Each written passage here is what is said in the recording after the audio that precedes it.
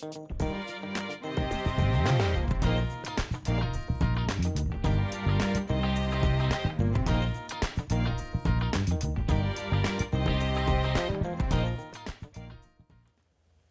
everybody, my name is Sharon Quinn and I'm also known as the original runway diva, and you are watching Model Behavior. Class is officially in session. My guest lecturer today is fashion designer Barron Wise, whose first collection of women's evening wear debuted in the early 1990s. His looks are one of a kind and designed to give each wearer an elegant individual experience in personal couture. I am Barron Wise. I've been designing here in Harlem for 10 years. You could have rocked the coat over this. You see where we're going with that? Mm-hmm. There is none other than this community. This is the best community in the world. In these tough economic times, if everybody just understood that everybody is good at something, look in your community. I'm right here. Nobody does it like me. I do what I do, making couture for the poor, and being constantly ignored.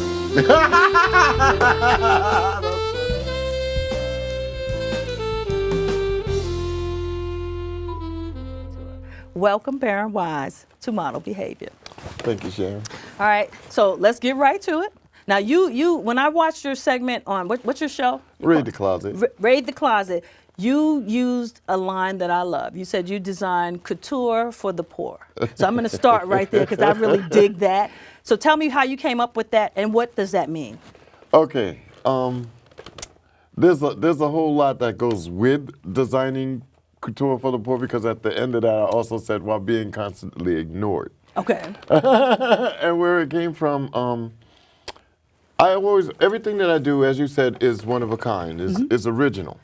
So couture is the highest form of sewing. No machine is supposed to touch it. You're supposed to do it by hand. Right. But since I can't do it by hand, it would take a really, really long time, and then it would be very, very exorbitant in the price. Mm-hmm. So I design couture for the poor. Now,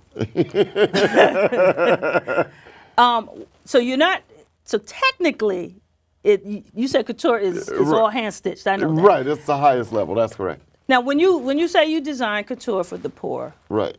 Tell me what Barron Wise designs. What's your inspiration? What's your clothing like? Also I'm wearing. Sharon. I'm wearing a piece right now. We're gonna talk about what you're wearing in exactly. So okay, let's start with this. Okay. Raid the Closet is actually, it's a forum that I kind of developed so that it would encourage people to raid their own closets as it is, to look for, let's say you had to come on the show or you had to go out for dinner or something like that, and you don't have anything to wear, and you're worried or whatever, you start to fret and stuff, so you don't feel as lovely. If you raid your closet, if you just look through your closet and find the things that work for you or pieces that you used to love and they still fit or whatever, if you mix and match them, you're gonna be okay. You'll be modernizing your pieces.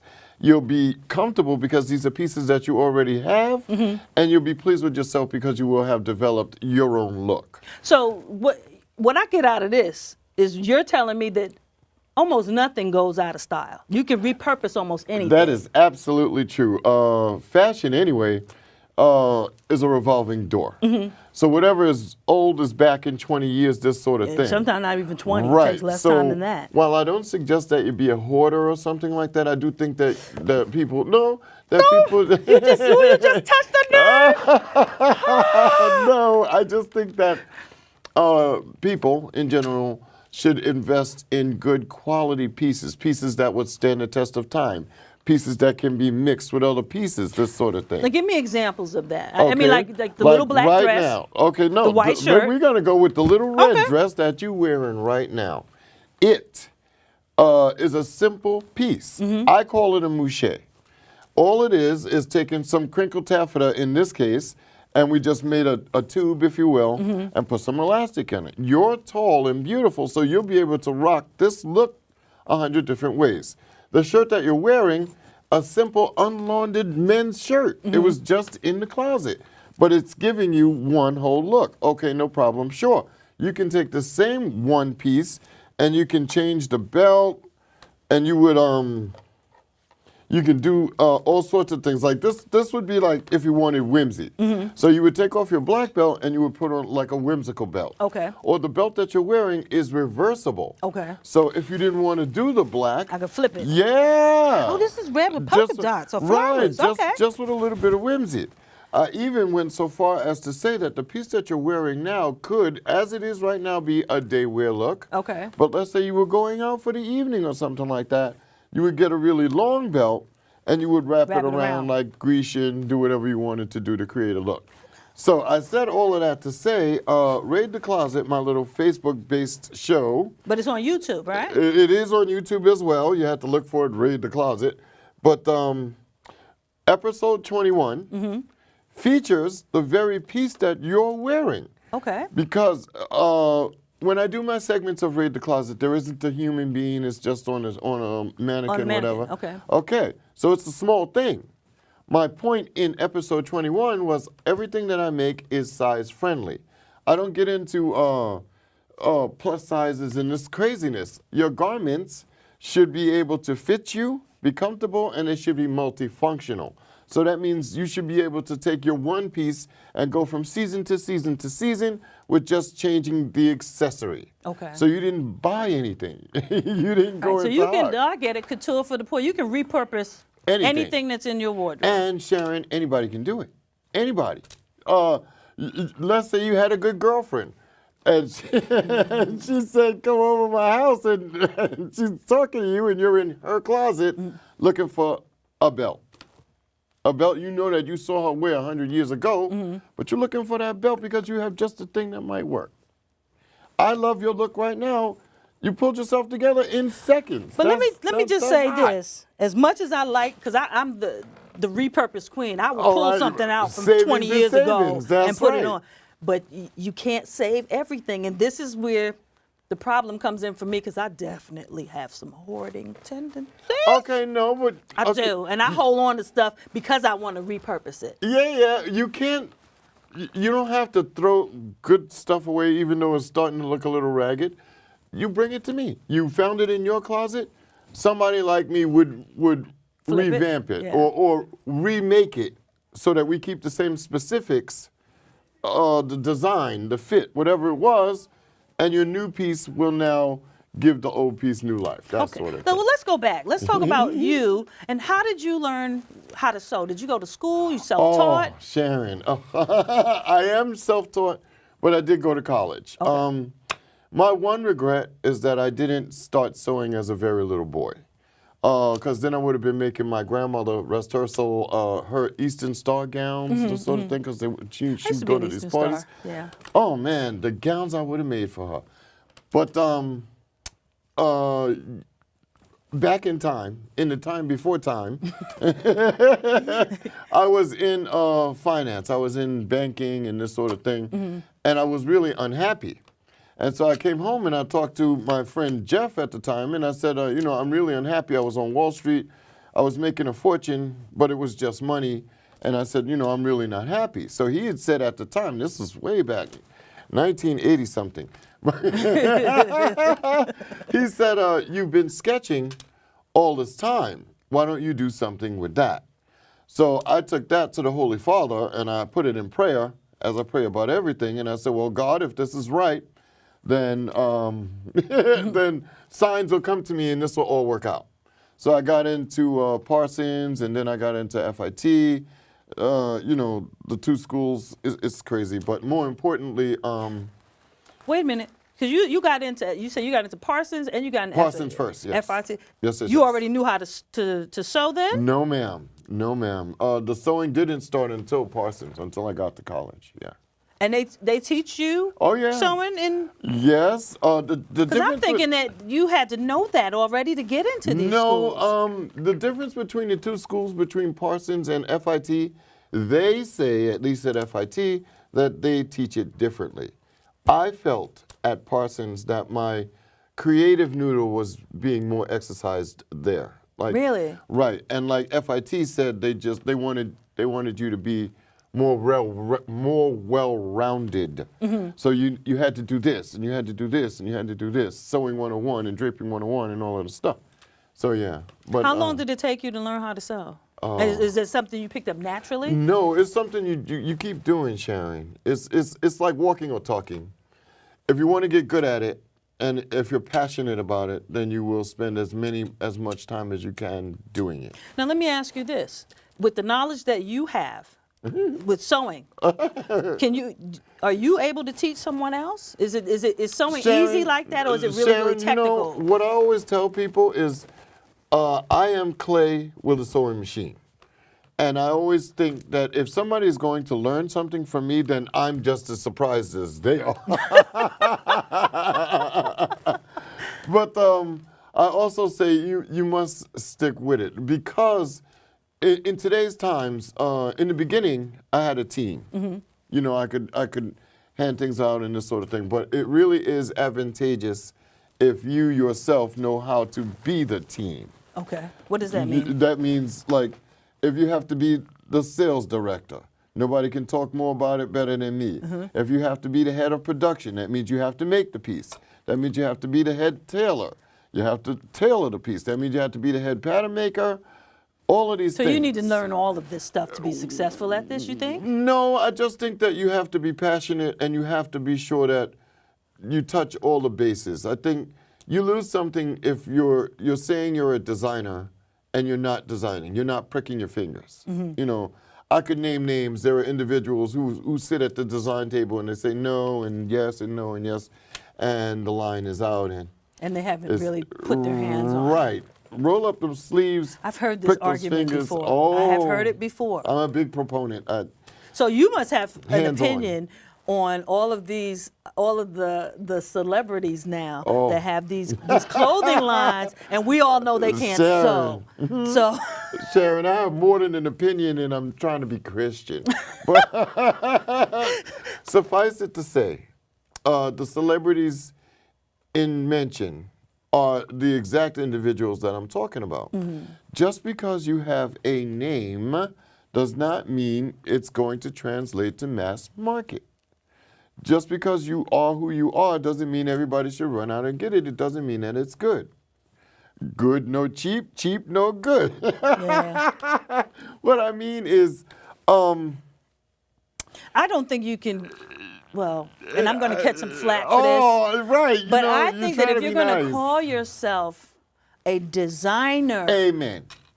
you should know how to sketch your stuff, and you got to know how to sew it. At least sew a sample. I agree with that. I agree with that. Otherwise, you're not really designing. I also sum it up, Sharon, and simply say, I'm a designer. I am not a dressmaker. A dressmaker. And there is a difference. Oh, absolutely. The dressmaker does exactly what you said. No deviation. That's it. A designer should be able to explain to you why it works or why it won't work. Yeah. The designer should be able to tell you what the fabric is going to do. A dressmaker won't care. I am making this because you said to make it. And I'm making it to the specifications that What you gave you me. said. This is the fabric you So gave me. if you don't like it, it's on you. Right, that's the dressmaker. If you're going to commission a designer, then you kind of have to be ready to let the reins go a little bit in some areas, you know. I like it when the client or the person who's wearing me interjects herself into me. I gave you an idea, you went with it. Like you look amazing, but this is all you. Your accessories accentuated my piece. Gotcha. I feel happy. Gotcha. Now, when you launched that first women's collection, Yes, ma'am. what was your inspiration for that collection? The inspiration comes from anywhere, Sharon. Air, a doorknob, whatever. It could really. I stay in prayer 25 hours a day, 385 days a year. That means I pray about everything. I pray Which is about, good. I'm a I pray proponent about of that. design. Because, as I mentioned, I am clay with a sewing machine. So when I look, I see a blank piece of paper, a quick prayer, and now there's a sketch in front of me. That's God. That's Jesus. Wow. And Okay. I'll take it. Now, after you launched that first collection, you got a lot of good press from that. The early 90s were really Yeah, that was good a different to me. period, too. It was a different I remember time. that. They don't even, the industry itself is so different now. It would scare me if the younger me would have nothing to do with it because it's so political and so wishy-washy and so crazy now. You know. Now I remember when I was modeling and I was with Wilhelmina. Oh, yeah, okay. And that period, all of that time, right before September 11th. Sure. Oh, you're right. My God. That was the turning That point. was a glorious time to be in fashion. I mean, they had big budgets. They treated you well. It was great. Oh. And then September 11th happened. The recession came, and there was the big budgets. All of that was gone. Garmentos, that's us, or fashionistas. Garmentos are the workers. Fashionistas are the style mavens. Okay, they say that the industry is the first to close her legs at the first sign of trouble. The issue is she's the last to reopen her legs when things are everything is better. fine. Yeah. So you think that's what's happening now? I know that's what's happening now. However, I hear the outcry, and you hear things like, oh, now they're going to let the regular person into the shows and this sort of thing, and you know, we're going to be more diverse and all of this, these arguments. It's all crap. But isn't fashion, the bottom line is always in fashion, I thought it was money.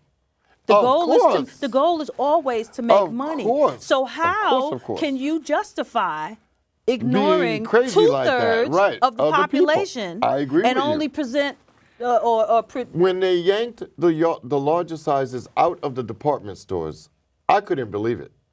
And I should have been a made man because I don't do that. You know, I make clothes for anybody. This big, that big, doesn't matter. How are you saying how are the retailers telling a whole group of people, we don't want you here? That's what I got when they pulled the larger sizes out of the department stores. That was just crazy to me.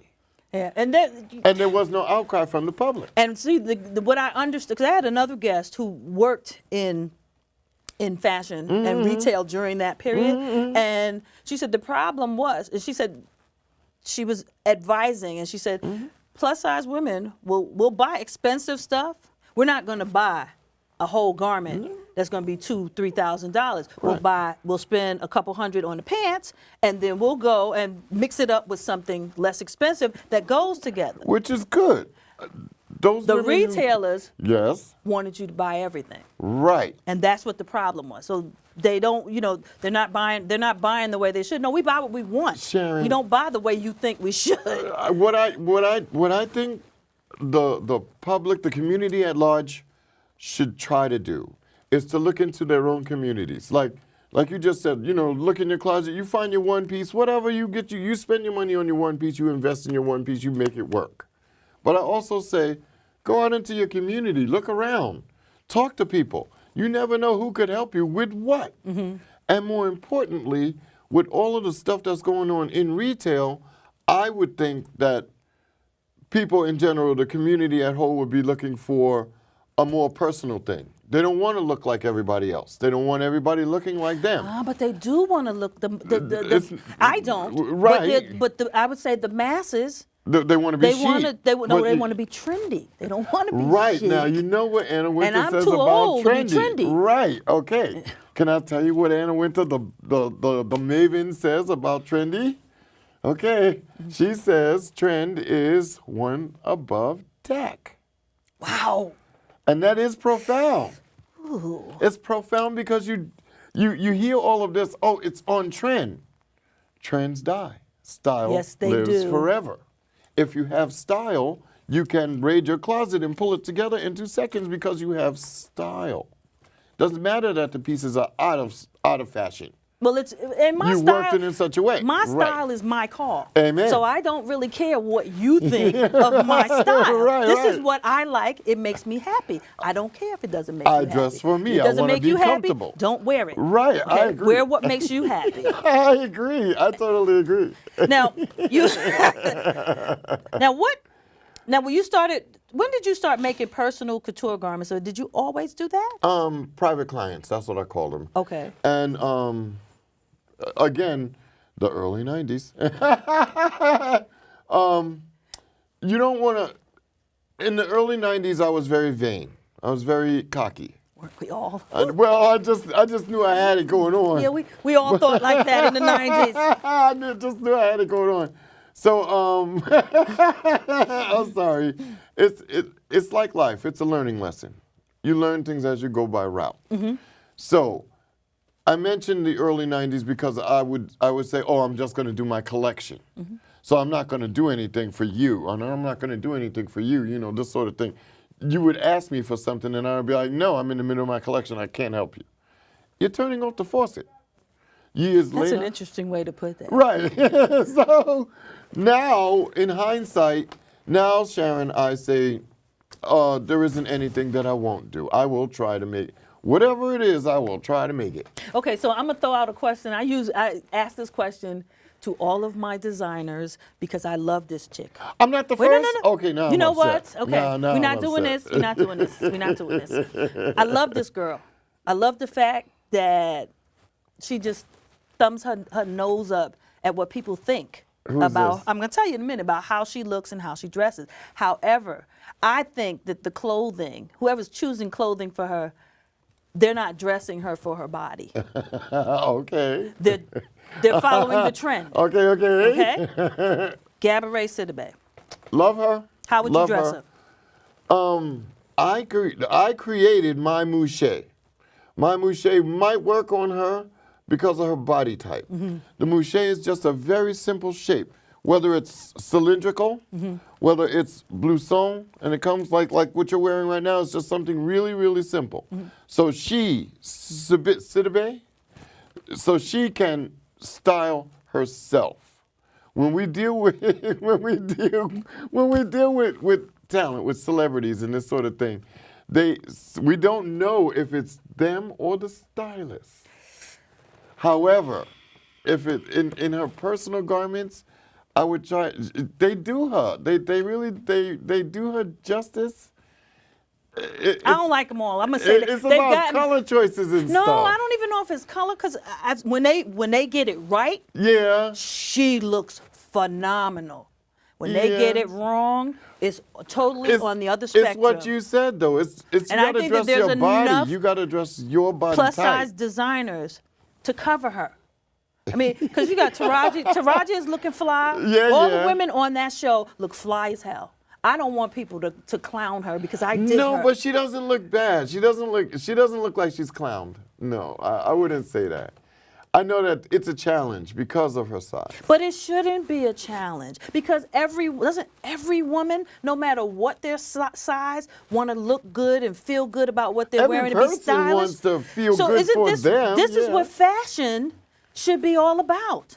True. Everyone Inclusive. I agree. should have access I agree. to fashion. I agree with that. But you have designers like, I got to dress a plus size. Now there are some knuckleheads out there that do that. Who say Aren't you things messing like up that. your own money? But you're because turning off your if I'm a faucet. big girl who I can't find nobody to dress me, and you say, you It's know a- what, I got you. I'm going to give you all of my money. It's a particularly if poison you pill. do something that I like. It could be a poison pill because statements that are made could come back and haunt you. Exactly. You know, like in the beginning, I used to say things like, oh, I'm not going to do that. I don't say that now. Now I'll say, I'll try. And see, I don't think Whatever it is. you should be able to call yourself a designer If you're not willing to try. if you can't dress Everybody type.